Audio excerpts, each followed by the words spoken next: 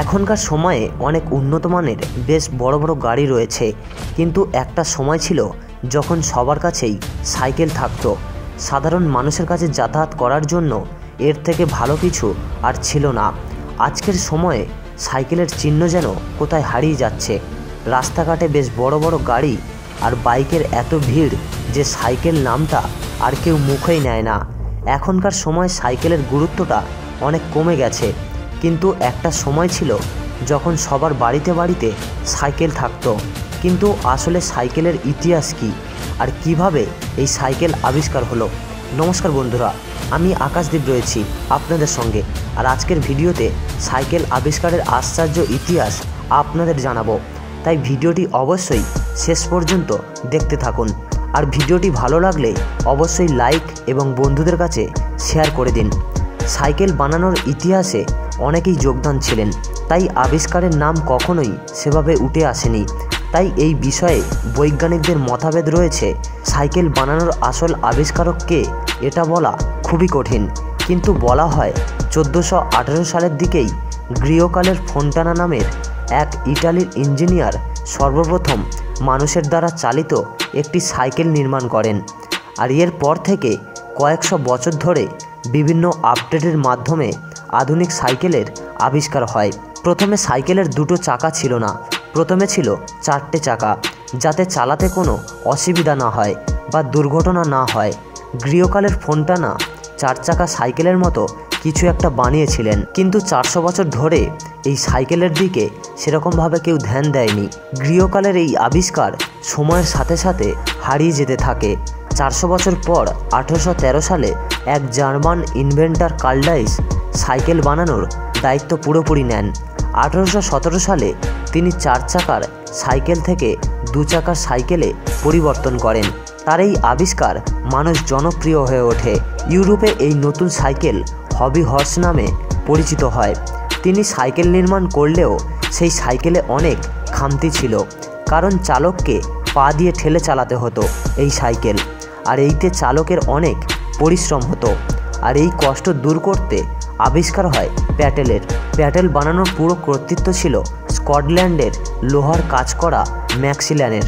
বলা হয় 1839 সালে ম্যাক্সিল্যান কিছু লোককে সাইকেল চালাতে দেখেন, যারা পা দিয়ে ঠেলে সাইকেল চালাচ্ছিলেন। এভাবে সাইকেল চালালে সাইকেল চালক তাড়াতাড়ি ক্লান্ত হয়ে যাবে, আর এই সাইকেল চালানোর মজাটা কমে যাবে। এরপর থেকে ম্যাক্সিল্যান সাইকেল চালানোর সহজ উপায় বার করতে থাকেন। যদিও তিনি লোহার কাজ জানতেন, তিনি তার নিজের প্রতিভা দিয়ে সাইকেলের জন্য কিছু বানানোর কথা ভাবতে থাকেন। আর কয়েক বছরের মধ্যে তিনি সাইকেলের প্যাটেল বানিয়ে ফেললেন। আর সাইকেলের প্যাটেল লাগাতেই সাইকেল পুরোপুরি পরিবর্তন হয়ে যায়, আর সাইকেল ঠেলে নিয়ে যেতে হতো না।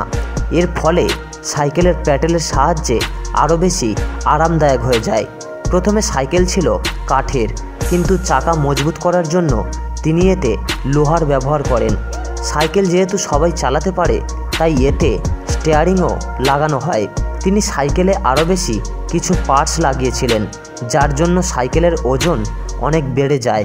আর বলা হয় তার বানানো সাইকেলের প্রায় ওজন ছিল 26 কেজি। আর সময়ের সাথে সাথে এর আরও পরিবর্তন হয়। 1870 সালে সাইকেল পুরো ধাতুর ফ্রেমে তৈরি করা হয়, আর চাকায় রাবারের টায়ার লাগানোর ব্যবহার শুরু করা হয়।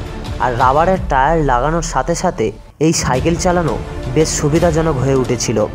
1870 থেকে 1880 পর্যন্ত এই ধরনের সাইকেলকে পেনি পার্থিং বলা হতো।